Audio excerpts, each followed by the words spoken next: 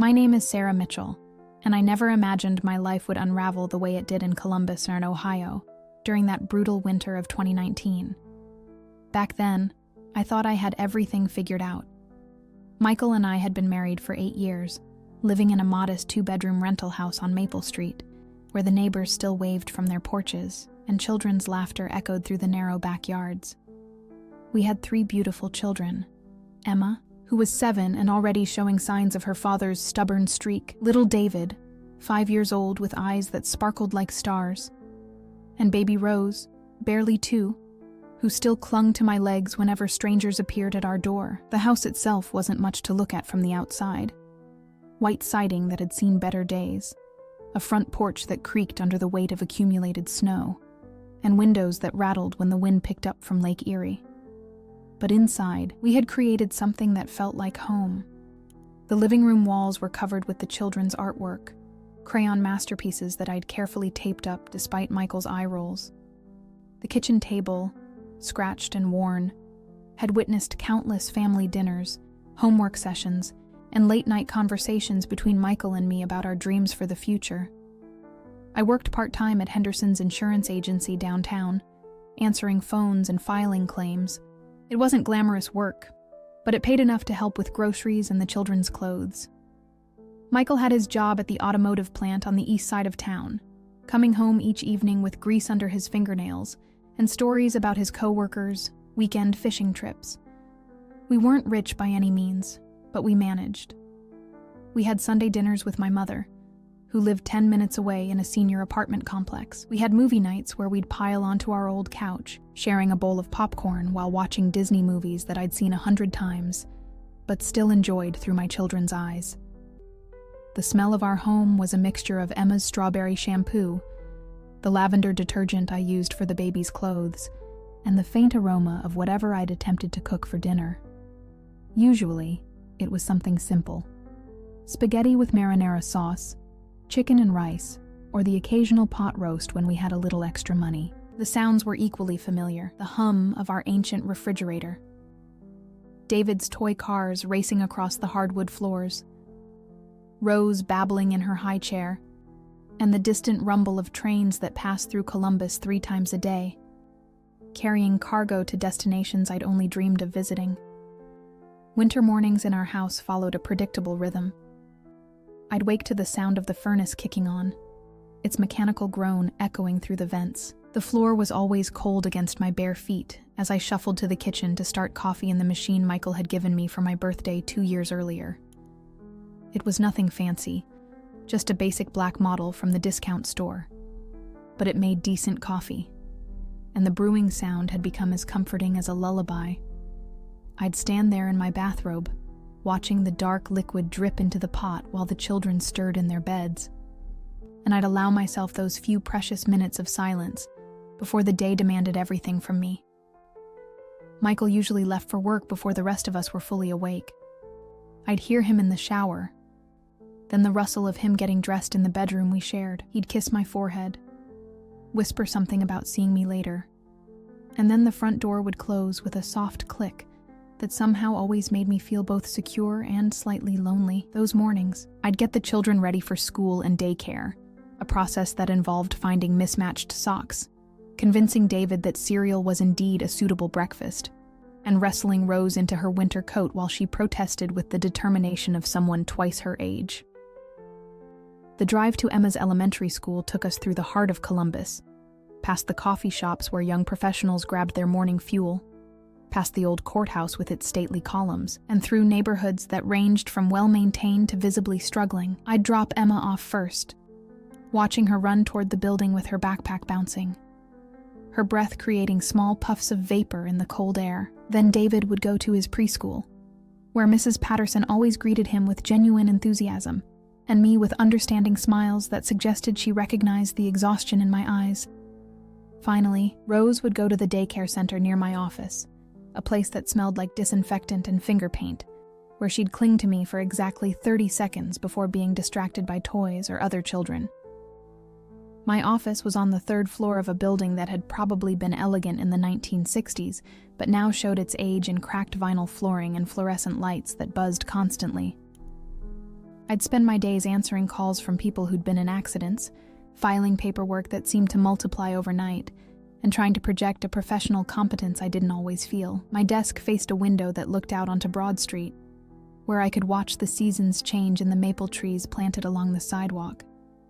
During lunch breaks, I'd sometimes sit there eating a sandwich I'd packed at home, watching people walk past and wondering about their stories, their struggles, their private victories. Evenings brought us back together as a family.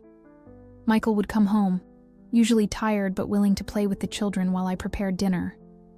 We'd eat together at our kitchen table, sharing the day's small adventures and complaints.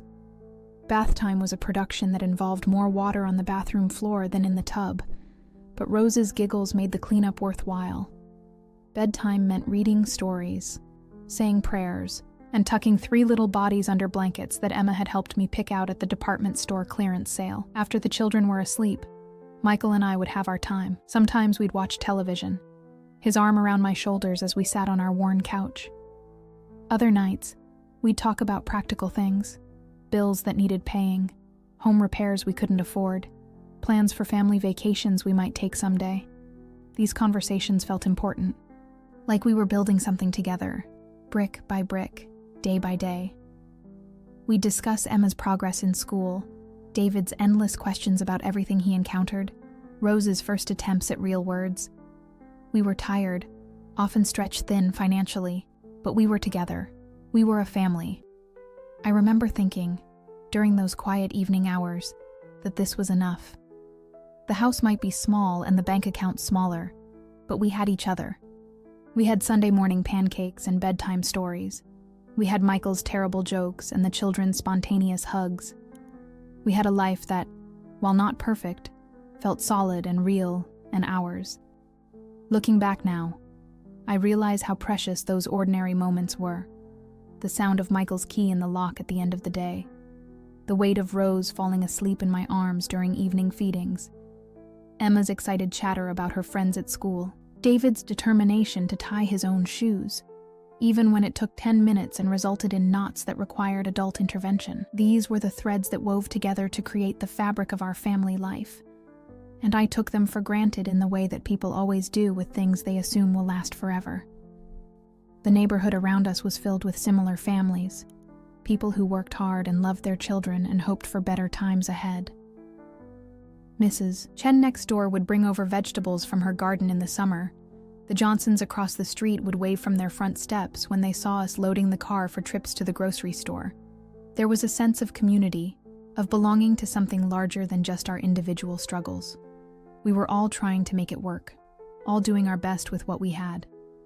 But even then, beneath the surface of our ordinary life, there were small cracks beginning to show. Bills that arrived faster than paychecks.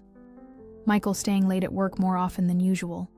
Conversations that ended abruptly when I walked into the room. These things seemed minor at the time, just the normal stresses that every family faces.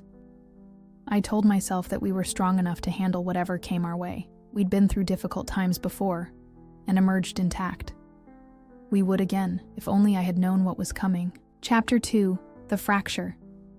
The first crack in my world appeared on a Thursday evening in March, when the snow was finally beginning to melt, and I could smell spring fighting its way through Ohio's stubborn winter.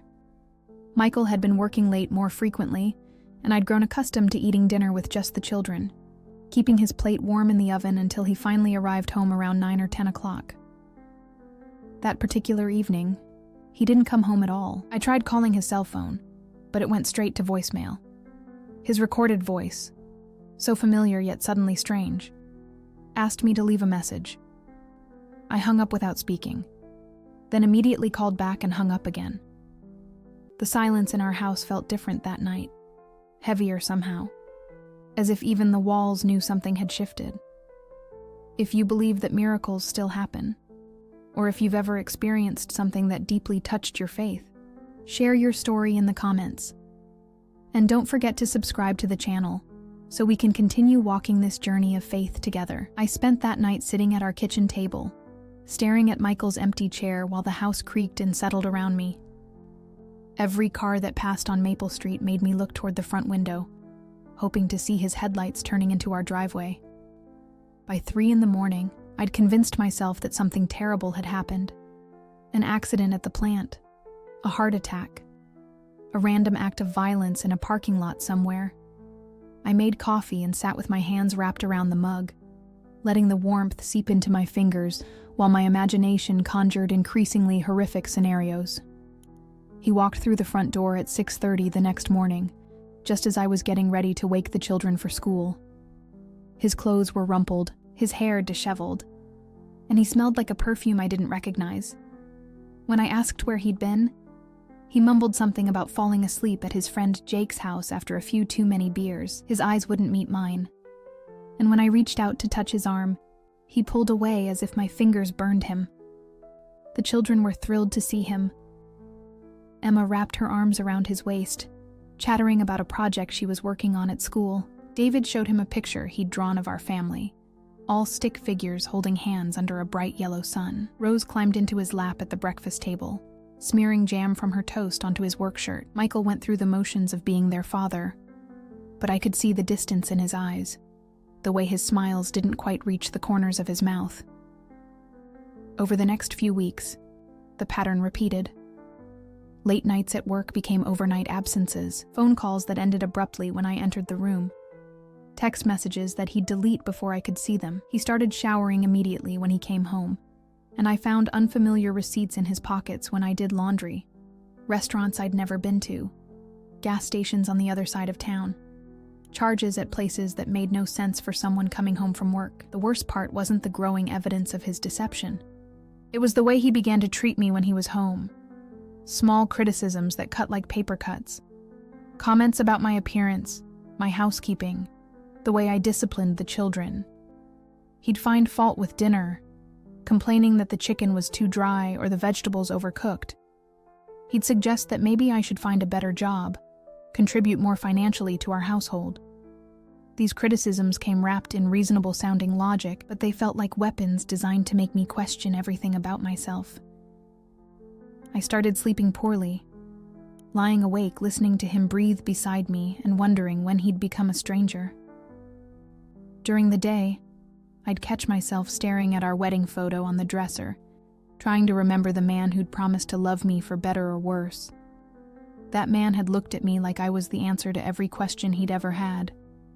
This man barely looked at me at all. The children sensed the tension, even though I tried to shield them from it. Emma became clingy, following me from room to room and asking repeatedly if Daddy was mad at her. David's behavior at preschool became more aggressive, according to his teacher, who called to discuss his tendency to push other children during playtime.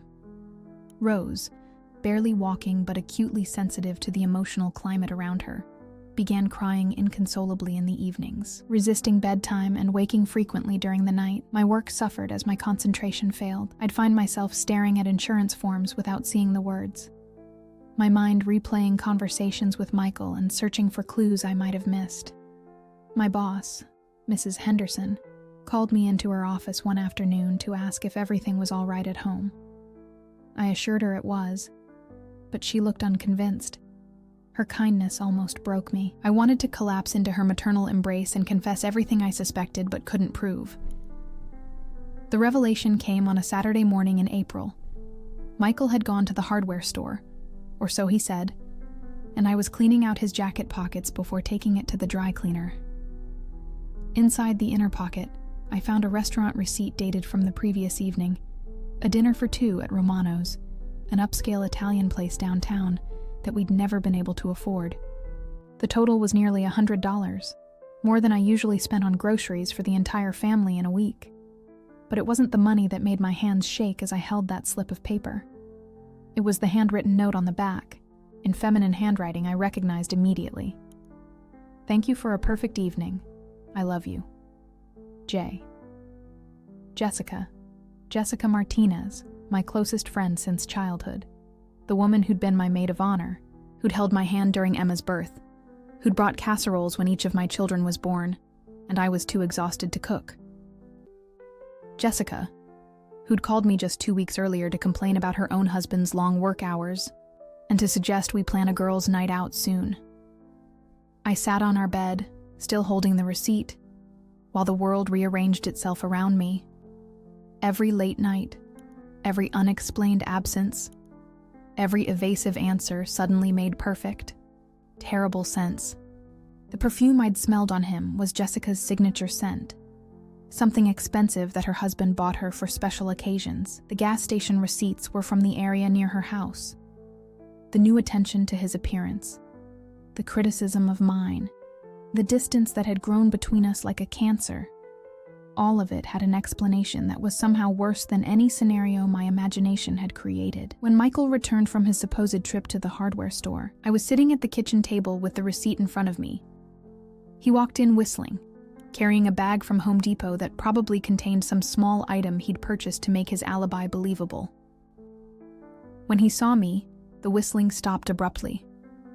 "We need to talk," I said, my voice sounding strange and hollow in my own ears. He looked at the receipt, and something in his face crumbled. Not guilt or remorse, but relief. The relief of someone who'd been carrying a heavy secret and was finally allowed to set it down. "Sarah, how long?" I interrupted. "It's not what you think." "How long, Michael?" He sat down across from me, running his hands through his hair. 6 months. Maybe 7. 7 months. While I'd been planning Emma's birthday party, while I'd been taking care of Rose through her bout with ear infections, while I'd been working extra hours to help with the bills, my husband had been building a life with my best friend. "Do you love her?" I asked. He was quiet for a long time. When he finally answered, his voice was barely above a whisper. "Yes." That single word hit me like a physical blow. I doubled over, gasping for air that wouldn't come.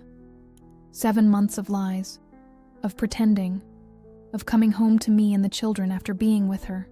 7 months of Jessica calling me to chat about trivial things while knowing she was destroying my marriage. 7 months of me feeling crazy, questioning my own perceptions while the truth unfolded just outside my vision. "I'm leaving," he said. "I'm going to stay with Jessica until we figure things out." "What about the children?" "They'll understand eventually. Kids are resilient." Resilient. As if resilience was something you could count on, like a savings account you could withdraw from indefinitely. As if the trauma of their father abandoning them was just another challenge they'd overcome with time and determination. He packed that afternoon while the children napped. I sat in the living room, listening to dresser drawers opening and closing, hangers clinking in the closet, the sound of his life being extracted from ours. When he was finished, he stood in the doorway with 2 suitcases and a duffel bag, looking like a stranger who'd accidentally wandered into the wrong house. "I'll send money for the bills," he said. "Will you?" He didn't answer.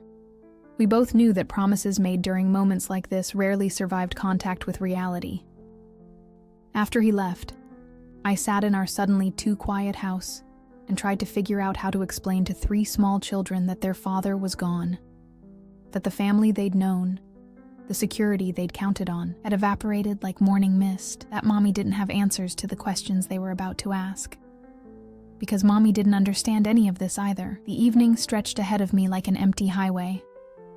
I could hear the Johnson children playing in their backyard, their laughter drifting through the windows like a reminder of what normal sounded like. Mrs. Chen was in her garden, preparing the soil for spring planting. The world was continuing its regular rotation, while mine had tilted off its axis. When the children woke from their naps, they asked where Daddy was. I told them he had to go away for a while, that sometimes grown-ups needed time to think about things. Emma, wise beyond her 7 years, studied my face carefully and asked if he was coming back. I told her I didn't know, which was the first completely honest thing I'd said to my children in months. That night, as I tucked them into their beds, David asked if it was his fault that Daddy left. The question broke something inside me that I didn't know could break. I held him close and assured him that nothing, absolutely nothing, was his fault. That sometimes adults made choices that had nothing to do with their children. That Daddy loved him and always would, even if things were confusing right now. But as I spoke those reassuring words, I wondered if they were true. If a man could abandon his children for another woman, How much love had really existed in the first place? And if I could be so completely deceived by the two people I trusted most, how could I ever trust my own judgment again? The house felt enormous and empty that first night without him. Every creak and settling sound made me freeze, listening for dangers I couldn't name. I checked the locks 3 times and left lights on throughout the house, as if illumination could ward off the darkness that had invaded my life. Sleep, when it finally came, brought dreams of drowning in deep water, while reaching for hands that pulled away just as I was about to grasp them. The first month after Michael left was a blur of small disasters and mounting panic. The promised financial support never materialized. Instead, I received a terse phone call from someone who introduced himself as Michael's attorney, explaining that my husband would be filing for divorce and that I should expect to be served with papers soon. He spoke in the emotionless tone of someone reading from a script, and when I tried to ask questions about child support or the division of our assets, he curtly informed me that I would need my own legal representation. My own legal representation. The phrase echoed in my head as I hung up the phone. I could barely afford groceries and utilities on my part-time salary from the insurance agency, and now I needed to hire an attorney to protect myself from the man who'd once promised to love me until death do us part. The divorce papers arrived on a Tuesday morning, delivered by a sheriff's deputy who apologized for the intrusion, but needed my signature to confirm receipt. I signed with hands that trembled slightly, then closed the door and leaned against it, while Emma ate her breakfast cereal at the kitchen table. She looked up at me with those wise eyes of hers, and I could see her processing the uniformed stranger at our door, the official envelope in my hands, the expression on my face that I couldn't quite control. "Mama, are you okay?" she asked. "I'm fine, sweetheart. Just some paperwork." But I wasn't fine, and the paperwork was anything but routine. As I read through the legal documents later that evening, after the children were asleep, I discovered that Michael was seeking sole custody of our children, claiming that I was financially unstable and emotionally unfit to care for them. The accusations, couched in legal language, painted me as a negligent mother who'd failed to provide a stable home environment. According to his filing, the children would be better served living with him and Jessica, who could offer them a more secure and nurturing environment. The irony was suffocating. The man who'd abandoned his children for another woman was now claiming to be their better parent. The woman who'd betrayed her closest friend was being positioned as a more suitable mother figure. I read the papers 3 times, each reading making the words feel more surreal and devastating. My mother, when I finally worked up the courage to call her, was surprisingly unsympathetic. She'd never particularly liked Michael, but she seemed to blame me for not seeing the signs sooner, for not being a better wife, for letting my marriage fall apart. Her criticism stung more than I'd expected, coming at a time when I desperately needed support and understanding. "I always told you that man was no good," she said, during one particularly brutal phone conversation. "You should have listened to me instead of being so stubborn about everything." I wanted to ask her when exactly she'd warned me about Michael's character, since I distinctly remembered her praising his work ethic and his way with the children throughout our marriage. But arguing with my mother required energy I didn't have, and I needed her too much to risk alienating her completely. Jessica, meanwhile, had vanished from my life as completely as if she'd never existed. Her phone number went to voicemail, her social media accounts blocked me, and mutual friends suddenly became scarce when I tried to reach out for support. The woman who'd been like a sister to me had simply erased our friendship, taking with her not just my husband, but years of shared memories and inside jokes and moments of connection that had helped define who I was. Work became increasingly difficult as my personal crisis spilled into my professional life. I'd find myself staring at computer screens without seeing the words, or starting conversations with clients only to lose track of what we were discussing mid-sentence. Mrs. Henderson, bless her heart, tried to be understanding, but I could see the concern growing in her eyes as my performance declined. The insurance business required attention to detail and steady nerves, neither of which I possessed anymore. The children, meanwhile, were struggling in their own ways. Emma's grades began to slip as she had trouble concentrating at school. Her teacher, Mrs. Rodriguez, called to express concern about Emma's sudden withdrawal from classroom activities and her tendency to burst into tears without apparent provocation. David's behavioral issues escalated to the point where his preschool director requested a meeting to discuss strategies for managing his emotional outbursts.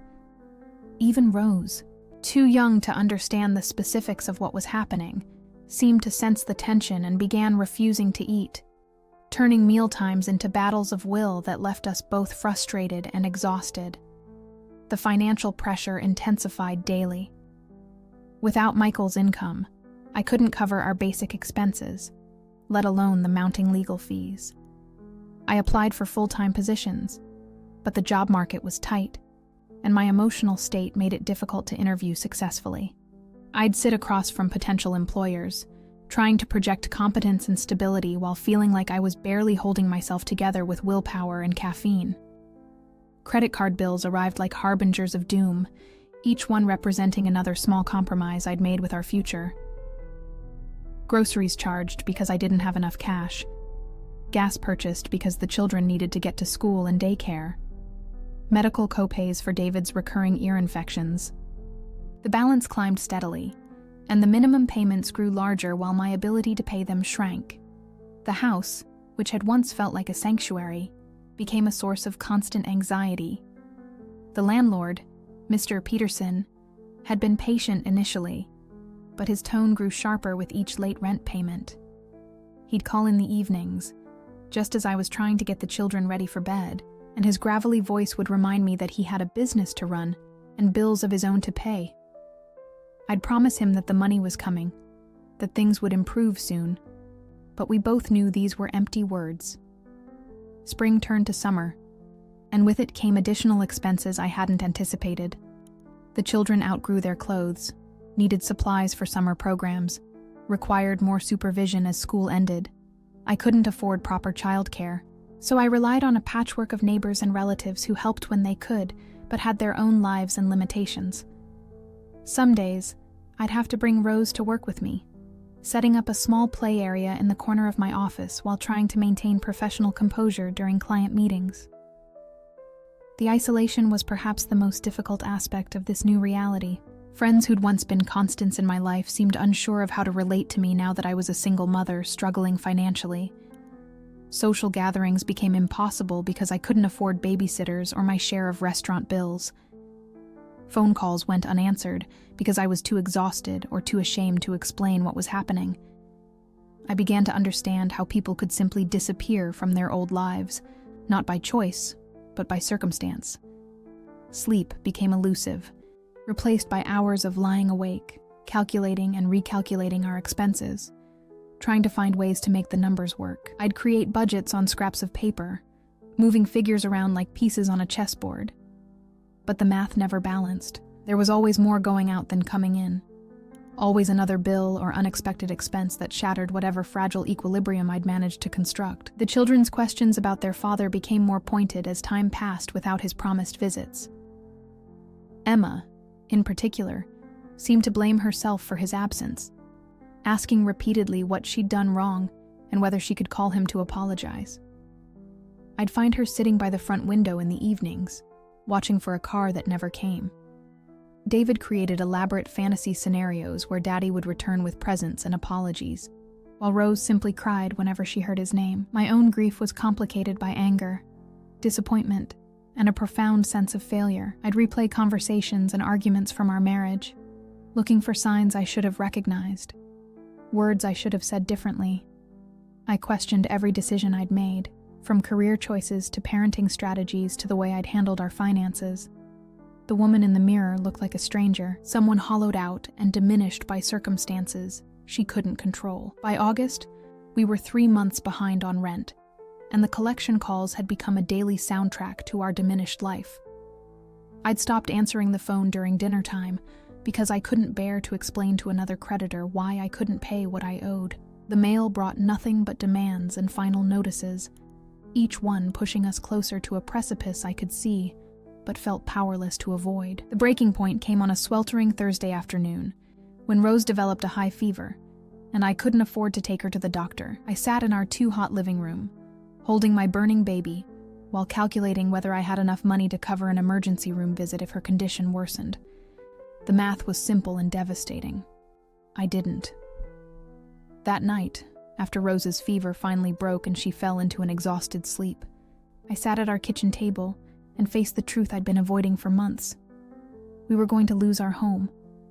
I was going to lose my children. Everything I'd tried to hold together through sheer determination was falling apart anyway, and there was nothing left to do but wait for the inevitable collapse. The eviction notice arrived on a Friday morning in September, delivered by certified mail that required my signature. The envelope felt heavier than it should have, as if the paper inside carried the weight of our entire world collapsing. I signed for it with a hand that barely belonged to me anymore, thanking the postal worker with a politeness that felt absurd given what I was accepting into my life. Emma had already left for school, walking to the bus stop at the corner with her backpack bouncing against her thin shoulders. David was at his grandmother's house for the weekend, giving me a brief respite from the constant juggling act of single parenthood. Only Rose was with me, playing contentedly with a set of measuring cups on the kitchen floor while I stood frozen in the doorway, holding our fate in my hands. The letter was official and impersonal, full of legal terminology that somehow made our crisis feel both more real and more abstract. We had 30 days to vacate the premises, 30 days to find somewhere else to go, to pack up the life we'd built in this small house, to explain to 3 children that we were losing the only home they'd ever known. I sank into the chair at our kitchen table, the same chair where I'd fed each of my babies, where we'd celebrated birthdays and worked on homework, and shared countless ordinary meals that had felt unremarkable at the time, but now seemed precious beyond measure. Rose looked up at me from her spot on the floor, sensing the change in my energy, and crawled over to pull herself up against my legs. Her small hands were sticky from breakfast, and she left fingerprints on my pajama pants as she tried to climb into my lap. 30 days.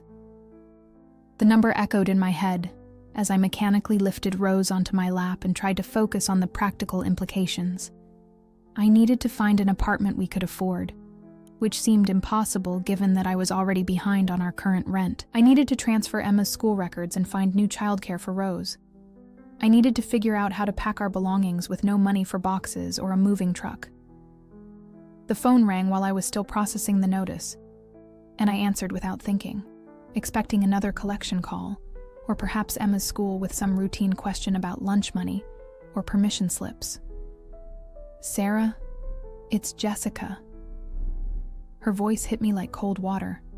I hadn't heard from her since the day I discovered the truth about her affair with Michael, and the sound of her name in my ear brought back all the pain and betrayal I'd been trying to process. "What do you want?" My voice came out sharper than I'd intended, but I didn't care about politeness anymore.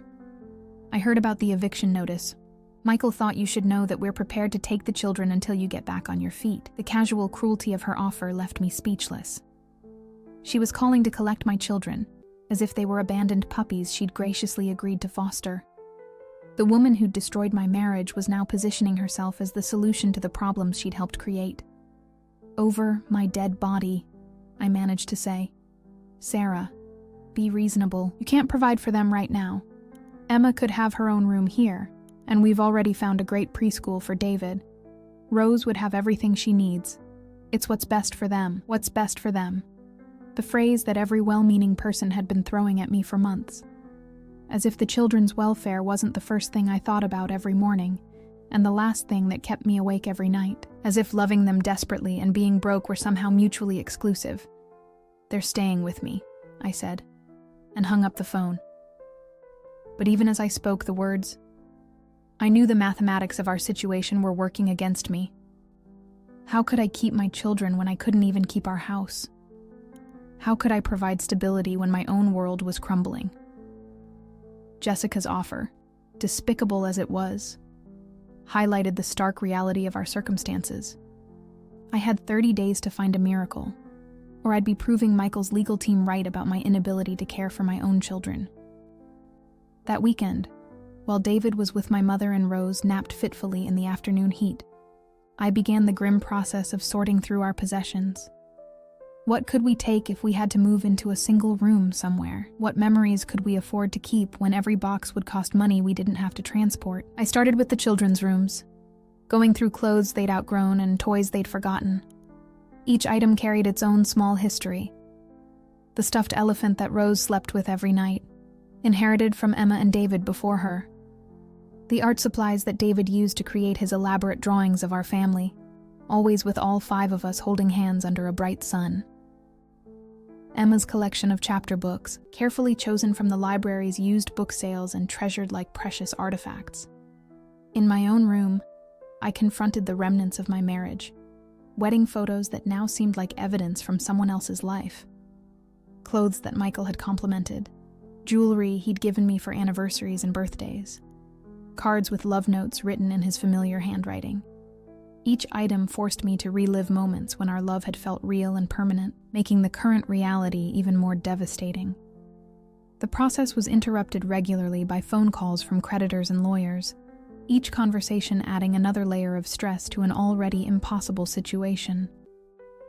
Michael's attorney had filed additional paperwork seeking emergency custody, citing my impending homelessness as evidence of my unfitness as a mother. My own attorney, a kind woman who was working for reduced fees because she felt sorry for me, explained that the court would likely view my inability to maintain stable housing as a significant factor in any custody decision. "You need to find somewhere to live," she said, during one particularly discouraging phone conversation. "Even a 1-bedroom apartment would be better than being homeless with 3 children. But finding any apartment required first month's rent, last month's rent, and a security deposit, money I simply didn't have. My credit score, destroyed by months of late payments, made me an undesirable tenant even for the most modest accommodations. Landlords would look at my application, see my employment history and current income, and politely explain that they'd decided to go with another applicant. I spent hours online, searching for resources that might help. There were waiting lists for subsidized housing that stretched for years, emergency assistance programs that had run out of funding, charitable organizations that offered help but required documentation I couldn't provide or qualifications I didn't meet. Each dead end felt like another door slamming shut, another option eliminated from an already shrinking list of possibilities. The children sensed the mounting crisis, even though I tried to shield them from the worst of it. Emma became clingy and anxious, following me from room to room and asking repeatedly if we were going to be okay. David's behavior grew more volatile, with tantrums that seemed disproportionate to their triggers. Rose, always sensitive to changes in routine, began waking multiple times during the night, crying inconsolably until I'd rock her back to sleep in the chair by her crib. My mother's response to our crisis was characteristically unhelpful. She offered advice about budgeting and responsibility, as if I hadn't thought of managing money more carefully. She suggested that perhaps this was God's way of teaching me about the consequences of poor choices, as if my husband's infidelity and abandonment were somehow my fault. When I asked if we could stay with her temporarily, she explained that her apartment was too small and her health too fragile to accommodate 3 children. "You made your bed, Sarah," she said during one particularly painful conversation. "I can't fix everything for you." The isolation was complete now. Friends had drifted away, family offered criticism instead of support, and the social services system seemed designed more to document our crisis than to resolve it. I felt like we were falling through space with nothing to catch us, no safety net to prevent the inevitable impact with ground that grew closer every day. 2 weeks after receiving the eviction notice, I was fired from my job at the insurance agency. Mrs. Henderson called me into her office on a Monday morning, her usually kind face creased with regret and concern. "I'm sorry, Sarah," she said, sliding a final paycheck across her desk. "I've tried to work with you, but the mistakes are becoming too frequent. I can't afford to keep losing clients because of miscommunications and missed deadlines." I wanted to argue, to explain that I was doing my best under impossible circumstances, but I knew she was right. My work had suffered terribly as my personal life collapsed. I'd made errors that cost the agency money and disappointed clients who'd trusted us with their claims. Mrs. Henderson had been more patient than she needed to be, and firing me was probably overdue. Walking to my car with my personal belongings in a cardboard box, I felt the last thread connecting me to stability finally snap. No job, no home, no family support, and in 2 weeks, nowhere to go. The children would be coming home from school and daycare expecting dinner, baths, bedtime stories, and the routine comfort of a mother who had everything under control. That night, I sat at our kitchen table after the children were asleep and tried to make a plan with no resources and no options. The math was simple and brutal. I had 2 weeks to find a place to live, and no money to secure housing even if I found something we could afford. Michael and Jessica's offer to take the children suddenly looked less like an insult and more like the inevitable resolution to an impossible equation. I pulled out a legal pad and tried to write a letter explaining to Emma why Mommy couldn't take care of them anymore, why they needed to go live with Daddy and Jessica until things got better. But the words wouldn't come. Every sentence I started sounded like abandonment, like betrayal, like the kind of failure that children never forgive or forget. Outside, the first storm of autumn was beginning, rain pattering against our windows with increasing intensity. Soon, winter would come to Columbus, bringing snow and ice and temperatures that could kill. We had nowhere to go, no money to get there, and no one willing to help us find a way forward. I was 32 years old, college educated, and had never imagined that I could fall so far so fast. Yet here I was, 2 weeks away from homelessness with 3 small children depending on me for salvation I couldn't provide. The American dream I'd believed in, worked toward, and organized my life around had revealed itself to be as fragile as tissue paper in rain. The night everything changed started like so many others in our diminishing world, with the sound of rain on our roof and the familiar weight of impossible problems pressing down on my chest. It was October 15th, exactly 2 weeks before our eviction date, and I'd spent the day in a series of increasingly desperate phone calls to relatives, former friends, and social service agencies, all of which had yielded the same result: expressions of sympathy, followed by explanations of why they couldn't help. Emma was in her room, supposedly working on homework, but actually lying on her bed staring at the ceiling. At 8 years old, she'd developed an unsettling ability to sense the gravity of our situation, and her usual chatter had been replaced by a watchful silence that broke my heart. David had fallen asleep on the couch during dinner, exhausted from another day of acting out at preschool as his world grew increasingly unstable. Rose, now walking but still so small, had clung to my legs all evening with the desperation of someone who knew something was wrong but couldn't understand what. I'd finally gotten all 3 children settled into their beds, a process that had become more difficult as their anxiety increased. Emma had asked, for the 100th time, whether we were going to be okay. David had wanted to know if we were moving because he'd been bad at school. Rose had simply cried, the kind of deep, exhausted sobbing that seemed to come from some primal understanding that her world was not safe anymore.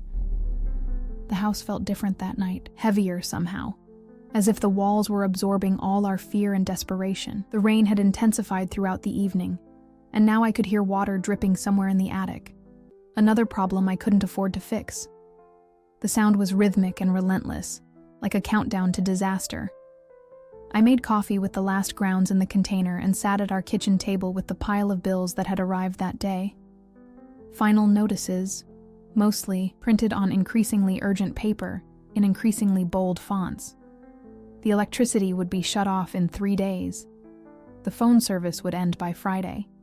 Our car insurance had already lapsed, meaning that if anything happened during my daily drives to take the children to school and daycare, we'd be completely unprotected. The laptop computer that I'd been using to search for jobs and apartments was dying, its screen flickering intermittently and its battery no longer holding a charge. Soon, I'd lose even that tenuous connection to the outside world, that fragile hope of finding some opportunity I'd previously overlooked. I pulled out a calculator and tried once more to make our numbers work. Monthly income, 0, as of 1 week ago. Monthly expenses, rent, utilities, groceries, gas, insurance, childcare, miscellaneous needs for 3 growing children. The deficit was so large it might have been funny if it weren't destroying our lives. I'd need to earn 3 times my previous salary just to break even, And that was assuming I could find a job and childcare and transportation and all the other components of functional adult life that had seemed so manageable just months earlier. The rain grew heavier, and I could hear new leaks starting in various parts of the house. The gutters, which Michael had promised to clean before he left, were clearly overflowing. Water was running down the windows in sheets, and the wind was picking up, making the old house creak and groan like a ship in a storm. Around midnight, I heard Rose crying in her room. This wasn't her usual fussing, but the kind of deep distress that demanded immediate attention. I found her standing in her crib, soaked through with perspiration and shaking with fever. Her forehead was burning hot, and she was making the kind of weak, mewling sounds that meant she was truly sick. I took her temperature with our last functioning thermometer, 103.8 degrees, high enough to cause serious complications, high enough to require immediate medical attention, high enough to potentially be life-threatening. I gave her children's Tylenol from a bottle that was nearly empty, then sat in the rocking chair beside her crib, holding her small body against mine while she alternated between burning fever and violent shivering. By 2 a.m, her temperature had risen to 104.2 degrees, and I knew I needed to take her to the emergency room. But our car had been making ominous noises for weeks. The insurance had lapsed, and I had exactly $37 in my checking account. An emergency room visit without insurance could cost thousands of dollars, money that would push us from broke to completely buried in debt. I called the nurse hotline at our old pediatrician's office and explained Rose's symptoms to a tired-sounding woman who told me to bring her in immediately. When I explained that I didn't have insurance or money for treatment, she paused for a long moment before giving me the address of a free clinic that might be able to help. The clinic was across town, wouldn't open until 7 a.m, and might not have pediatric capabilities, so I spent the darkest hours of that night in the rocking chair, holding my burning baby and watching the clock move with agonizing slowness toward dawn. Rose's breathing was shallow and rapid, her tiny chest rising and falling with an effort that seemed too great for someone so small. I checked her temperature every 15 minutes, each reading confirming that the fever was not responding to the medication. Outside, the storm was reaching its peak intensity. Wind howled around the corners of our house, and I could hear things, tree branches, trash cans, pieces of debris, being thrown against our walls and windows.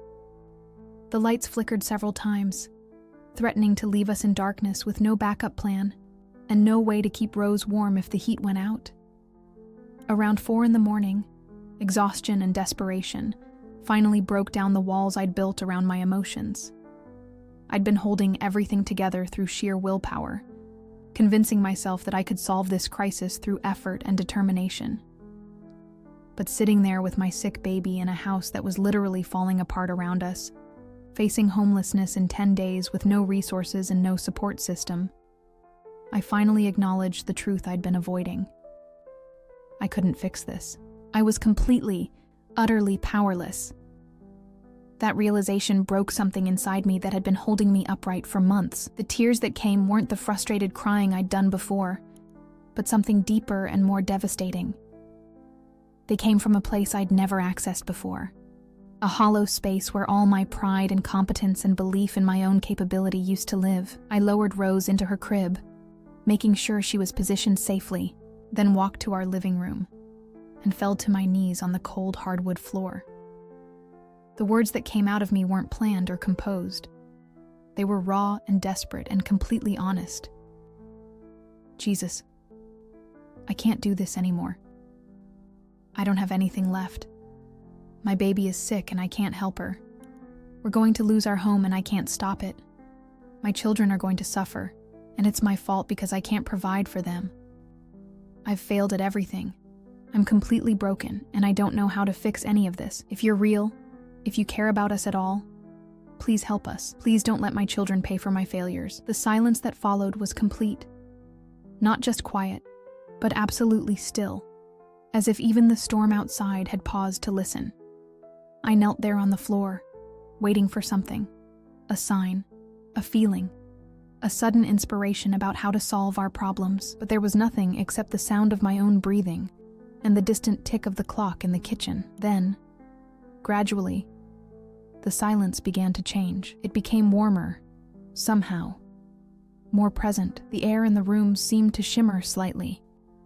And I had the strangest sensation that I was not alone. Not that someone had entered the room, I would have heard that. But that someone had been there all along, and I was finally quiet enough to notice. The light came slowly, like dawn breaking, but it wasn't coming from outside. It started as a gentle glow in the center of the room and expanded outward, illuminating everything with a golden warmth that I felt as much as saw. And within that light, I saw a figure that my rational mind insisted couldn't be there, but my heart recognized immediately. He was exactly as I'd always imagined, but completely different from anything I could have expected.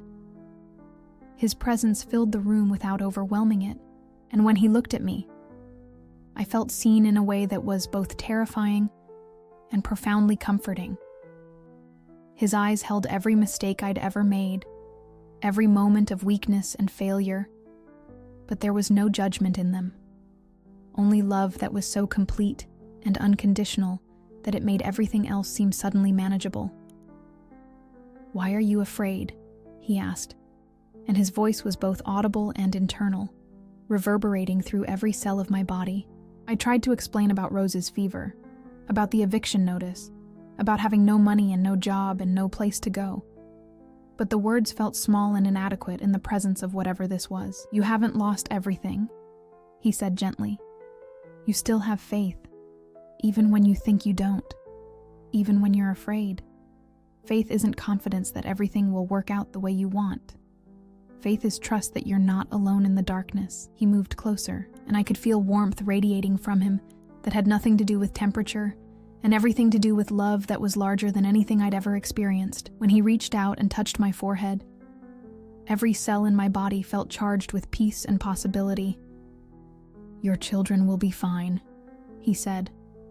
"Your daughter's fever will break within the hour, and you're going to discover that you're stronger than you know, and that you've never been as alone as you believed." I wanted to ask 1,000 questions, to understand what this meant for our practical problems, to get specific instructions about how to save my family from the disaster we were facing. But before I could speak, he was fading, the light growing softer and more diffuse until it merged with the ordinary darkness of our living room. I remained on my knees for several more minutes, trying to process what had happened. Had it been a dream? A hallucination brought on by stress and exhaustion, some kind of psychological break that my overwhelmed mind had created to cope with unbearable pressure.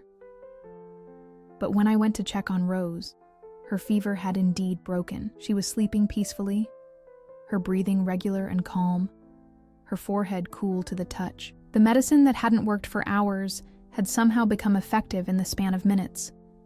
By morning, she was completely well, playing contentedly while I made breakfast and prepared to face another day of impossible problems. Yet something fundamental had shifted. The problems were all still there. The eviction notice, the empty bank account, the mounting debts, the job search that had yielded nothing. But my relationship to those problems had changed. They still felt overwhelming, but they no longer felt hopeless. For the first time in months, I wasn't afraid. The morning after Rose's fever broke, I woke with a strange sense of expectancy, as if the air itself was charged with possibility. The rain had stopped sometime during the night, leaving the world outside our windows washed clean and glittering with the kind of autumn light that makes everything look newly created. Rose was chattering happily in her crib, completely recovered from the frightening illness that had consumed her just hours earlier. I made coffee and sat at our kitchen table, looking at the same bills and notices that had seemed like death sentences the night before. They were still there, still urgent, still demanding payment I couldn't provide. But somehow, they no longer felt like the final word on our future. Something had shifted in me during those dark hours, and while I couldn't explain what had happened or what it meant, I felt a quiet confidence that we were going to be okay. The first sign came while I was getting the children ready for school. A knock at the front door interrupted our morning routine, and I opened it to find Mrs. Chen from next door, holding a paper bag and looking slightly embarrassed. "I made too much soup," she said in her careful English, though we both knew this wasn't true. Mrs. Chen never made too much of anything. Very good for children. Also some bread. The bag contained containers of homemade chicken soup that smelled like heaven, fresh bread that was still warm from her oven, and a jar of honey from the beehives she kept in her backyard. It was exactly the kind of nourishing meal our budget hadn't allowed for in weeks. And when I tried to thank her, she waved away my words and hurried back to her own house before I could become emotional. That afternoon, while Rose napped and I was sorting through a stack of job applications that had all been rejected, the phone rang. I almost didn't answer, assuming it was another creditor or collection agency, but something made me pick up on the fourth ring. "Sarah, this is Mark Davidson from Columbus Community Credit Union." My heart sank. The credit union held the loan on our car, and I was 3 months behind on payments. I'd been expecting them to repossess the vehicle any day, which would have made our situation even more impossible. "I'm calling about your auto loan," he continued, and I braced myself for the news that they were taking the car. "I've been reviewing your account, and I see that you've had some financial difficulties recently. I'd like to discuss some options that might help." Options. The word seemed foreign after months of having every door slammed shut. Mark explained that the credit union had a hardship program that could reduce my monthly payments and eliminate the late fees if I could bring the account current with a partial payment.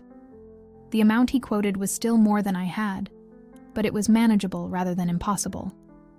"I'll need to get back to you," I told him, my voice catching slightly. "Of course. Take your time.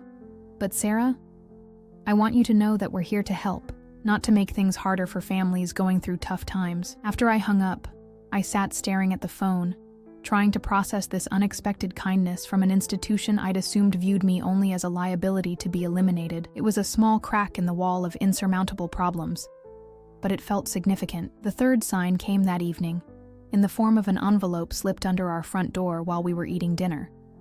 There was no return address, no signature, just my name written in careful handwriting I didn't recognize. Inside was a money order for $300 and a note that said simply, "For groceries and utilities, from someone who's been where you are." $300. It wouldn't solve all our problems, but it would keep the electricity on and put food in our refrigerator for another week. More importantly, it was proof that we weren't as invisible or forgotten as I'd believed. Someone, somewhere, had noticed our struggle and chosen to help without expecting recognition or repayment. That night, after the children were asleep, I called my lawyer to update her on our situation and ask about the custody hearing that Michael's attorney had requested. I expected more bad news, another deadline or legal complication that would make our situation worse. Instead, she surprised me. "Actually, I have some good news," she said. "Michael's attorney called today to discuss a settlement. Apparently, Jessica is having second thoughts about taking on 3 children, and Michael is realizing that custody might interfere with their lifestyle. They're willing to consider a joint custody arrangement that would allow the children to remain primarily with you." I was so shocked I could barely speak.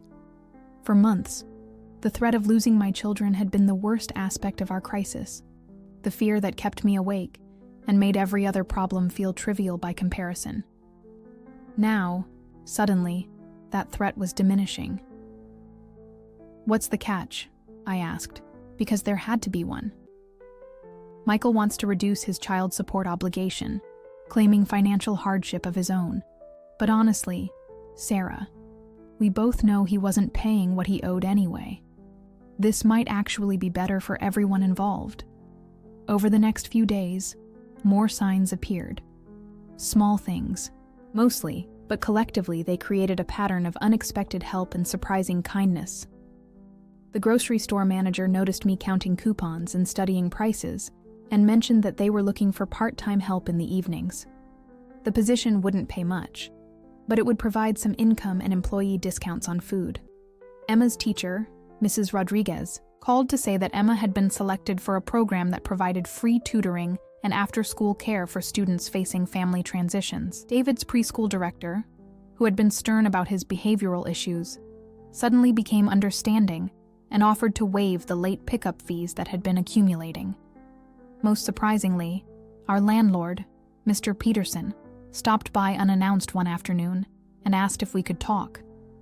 I invited him in, expecting him to discuss the eviction proceedings or perhaps offer some final ultimatum about the back rent. Instead, he sat at our kitchen table, accepted a cup of coffee, and looked genuinely uncomfortable. "I've been thinking about your situation," he said finally. "I know you're going through a hard time with the divorce and all. My wife, she went through something similar years ago. Before we met, she always said that a little kindness when someone's down can make all the difference." He pulled out a folded paper from his jacket pocket. "This is a payment plan for the back rent. Small amounts over 6 months. And if you can stick to it, I'll hold off on the eviction. The house needs some work anyway, painting, minor repairs. If you're willing to do some of that labor, I can reduce what you owe even further." I stared at the paper, hardly daring to believe what I was reading. It was still a lot of money, and the timeline was aggressive, but it was possible. With the part-time job at the grocery store and the reduced car payment from the credit union, I might actually be able to make it work. "Why?" I asked. "Why are you doing this?" He was quiet for a moment, looking out our kitchen window at the yard where my children had played during happier times. "And because everyone deserves a second chance," he said finally. "And because your little girl out there, Emma, she reminds me of my granddaughter. No child should have to worry about having a roof over their head." That evening, I sat on our front porch while the children played in the yard, watching the sun set over our neighborhood and trying to process the day's events.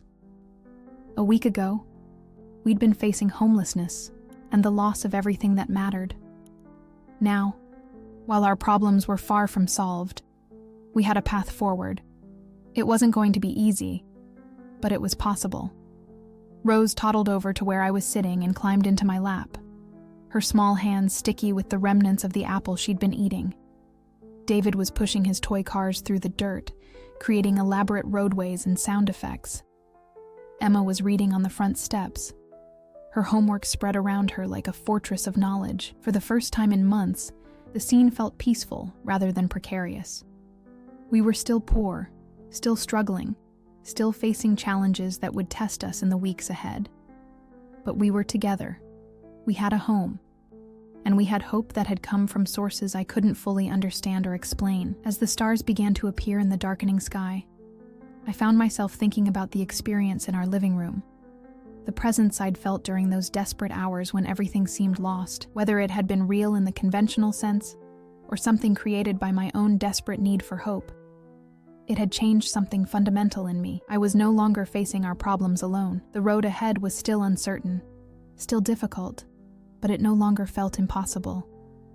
We had survived the worst of it, and whatever came next, we would face it together, supported by kindness we hadn't expected and strength we were still discovering. November brought an early winter to Columbus, with snow falling weeks before it typically arrived, and temperatures that seemed designed to test every family's heating budget.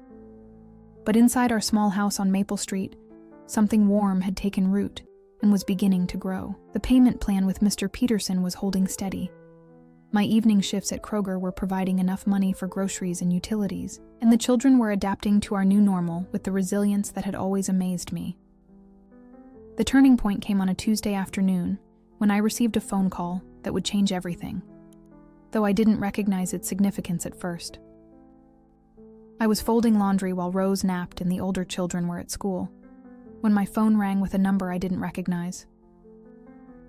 "Mrs. Mitchell, this is Rebecca Torres from Family Services of Central Ohio. I understand you've been going through some financial difficulties recently." My blood ran cold. Family Services meant investigations, caseworkers, potential removal of children from homes deemed unsafe. I'd heard horror stories from other single mothers about surprise visits and children placed in foster care while parents struggled to meet impossible standards. Yes, we've had some challenges," I said carefully. "Actually, I'm calling with potentially good news. Your name was given to me by someone who preferred to remain anonymous, but who felt you might be a good candidate for our emergency assistance program. We have funding available for families in crisis, and I'd like to schedule a time to meet with you to discuss what help we might be able to provide. The meeting was scheduled for Thursday morning, and I spent the intervening time alternating between hope and terror. What if it was a trick?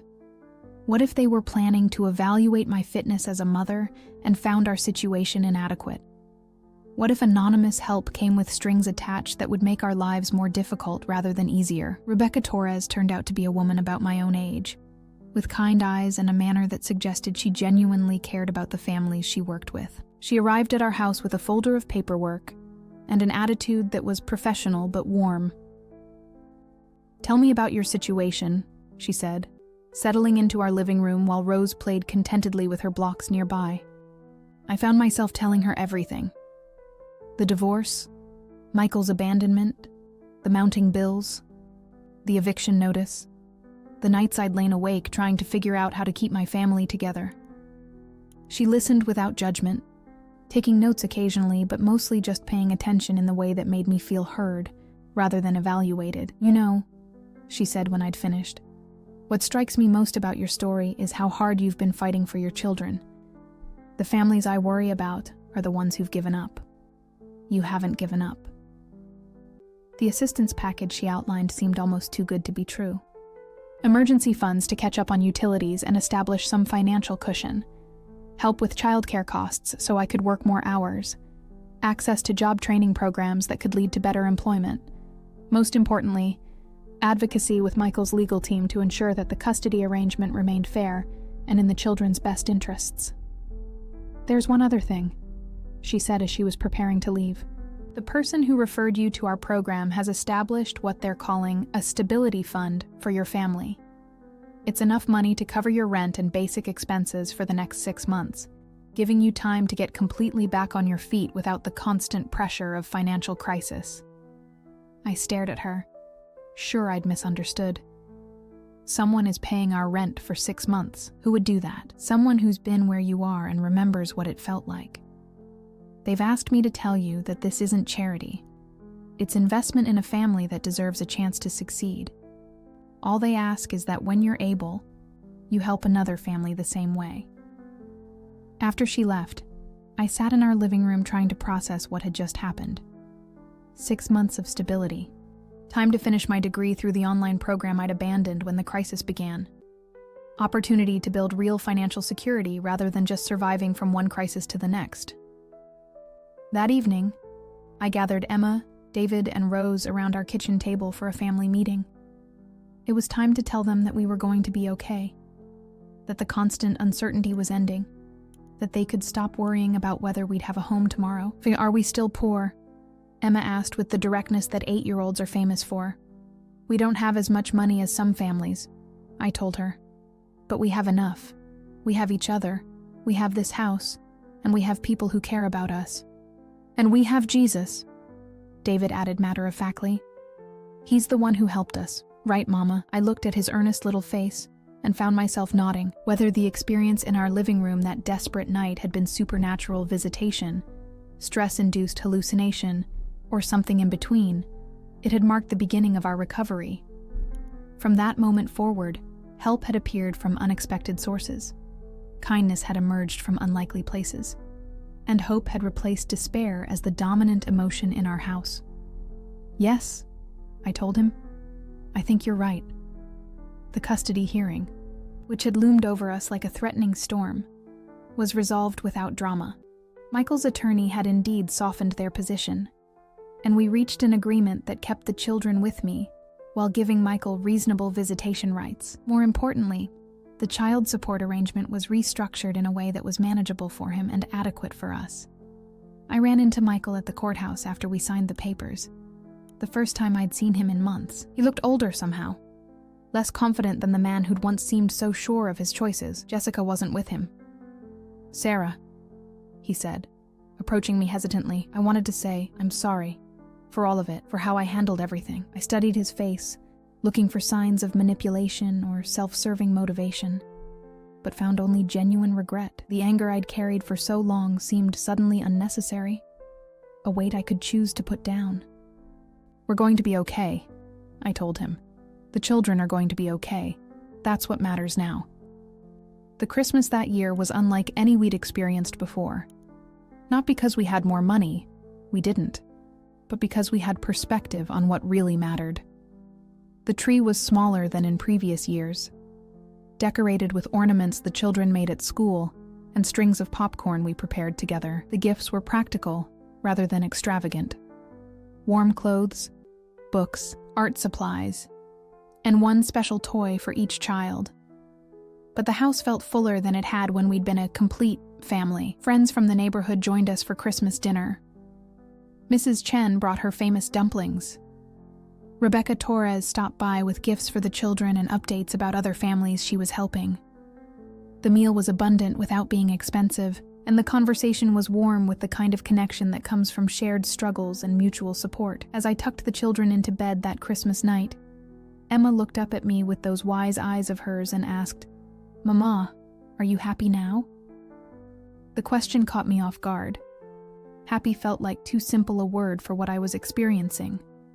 I was grateful, certainly, relieved, definitely, hopeful about the future in a way I hadn't been for a very long time, but happy. Yes, I realized as I spoke. I am happy. Are you?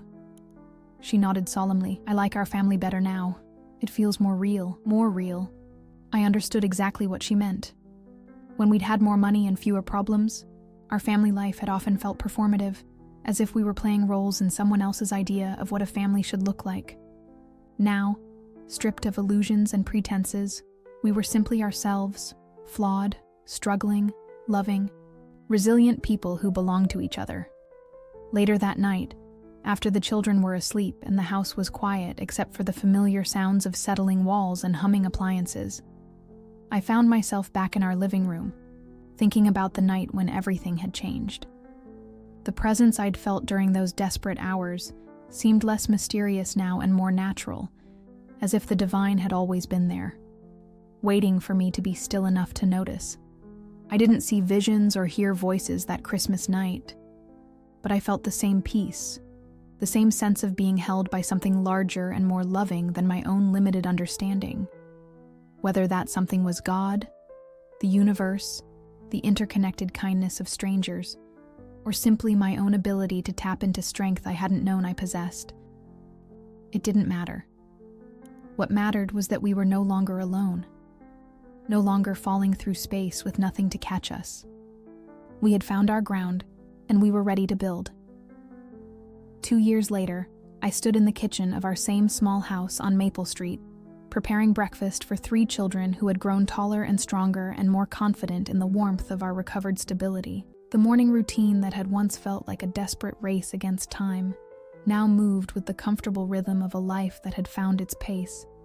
Emma, now 10, was reading at the kitchen table while eating her cereal, her independence emerging more clearly each day, but her sweetness still intact. David, 7 years old and bursting with questions about everything from dinosaurs to space exploration, was building elaborate structures with his pancakes before consuming them with theatrical appreciation. Rose, 4 years old and walking confidently now, was chattering away in the mixed language of childhood, half English and half imagination, while trying to tie her own shoes with determination that exceeded her dexterity. The house itself looked different now, though we'd made no dramatic changes. The walls were freshly painted, thanks to my agreement with Mr. Peterson, and the rooms felt brighter somehow. Family photographs covered the refrigerator and mantel, documenting birthday parties and school plays and ordinary moments that had become precious through conscious attention. The furniture was still worn and comfortable, but it no longer carried the weight of desperation that had once permeated every corner of our home. I had finished my degree the previous spring, graduating with honors from the online business program I'd resumed when the crisis stabilized. The ceremony had been small and practical, but Emma had made me a congratulations card that I treasured more than any formal recognition. My job at Kroger had evolved into a management position with benefits and a salary that allowed us to live comfortably rather than just survive. More importantly, we had established roots in our community that went deeper than mere residence. I volunteered with Family Services now, working with Rebecca Torres to help other families navigate the systems and resources available during crisis. Emma was thriving in school, and had made friends whose parents had become my friends. David was playing t-ball and taking art classes at the community center. Rose was enrolled in a preschool program that she loved, where she was learning to write her name and share toys and navigate the social complexities of being 4 years old in a group of her peers. The financial assistance had ended as promised after 6 months, but by then I was earning enough to maintain our stability independently. The anonymous benefactor had never revealed their identity, despite my repeated request to Rebecca for some way to express my gratitude. The only message I'd received was relayed through her: "Pay it forward when you can," which I had done, and continued to do. Small amounts compared to what we'd received, but meaningful to families just beginning their own journey through crisis. Money for groceries here, help with a utility bill there, sometimes just the reassurance that someone else had walked this path and emerged intact. Michael had remarried Jessica the previous fall, and they'd moved to Denver for his new job. He saw the children every few months and called regularly, but the pain of his abandonment had faded into something more like acceptance. The children spoke of him fondly, but without the desperate longing that had marked the early months of our separation. He was their father, and they loved him, but they no longer needed him to complete their sense of family. My mother had softened somewhat as our situation improved, perhaps recognizing that her criticism during our darkest period had been unhelpful. She visited regularly now and had developed a special relationship with Rose, who reminded her of me at that age. The conversations between us were still sometimes strained, but they were real in a way they hadn't been before, as if honesty about our struggles had created space for honesty about everything else. The most profound change, though, was in me. The woman who had knelt on our living room floor in desperate prayer that terrible night was someone I remembered with compassion, but couldn't quite recognize anymore. Not because the challenges had disappeared. We still lived paycheck to paycheck, still worried about unexpected expenses, still navigated the complexities of single parenthood and limited resources. But my relationship to those challenges had transformed completely.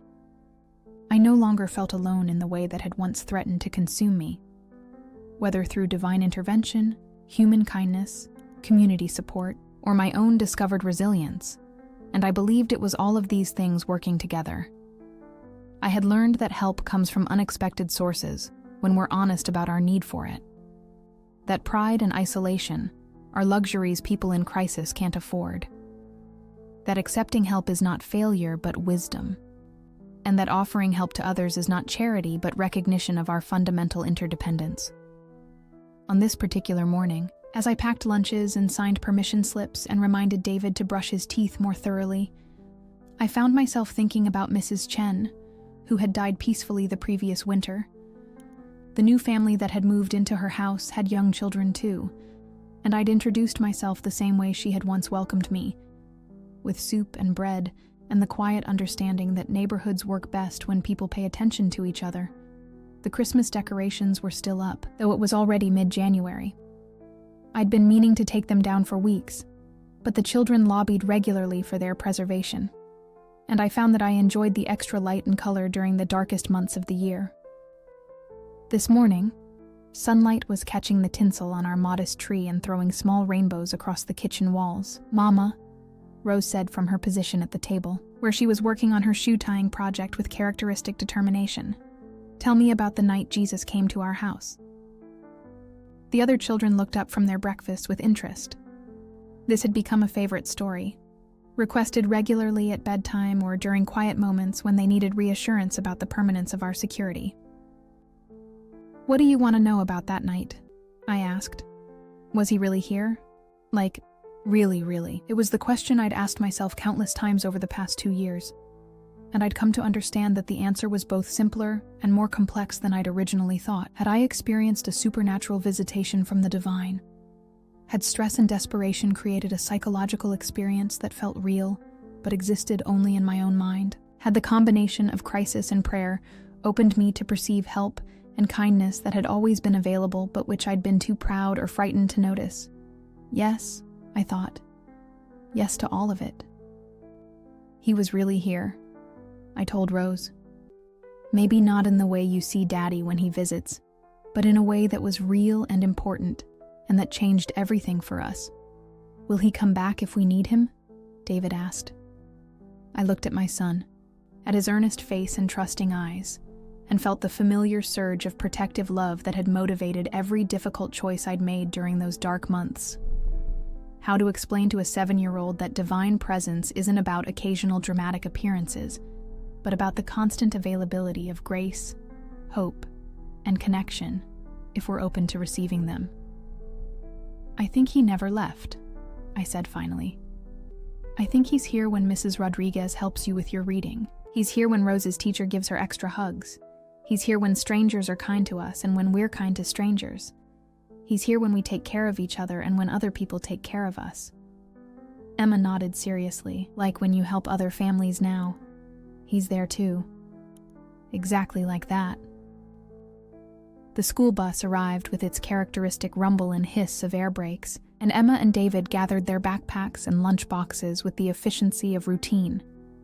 They kissed me goodbye, hugged Rose, and ran out to join their friends for another day of learning and growing and becoming themselves in the world. Rose and I had the rest of the morning to ourselves before her preschool session began.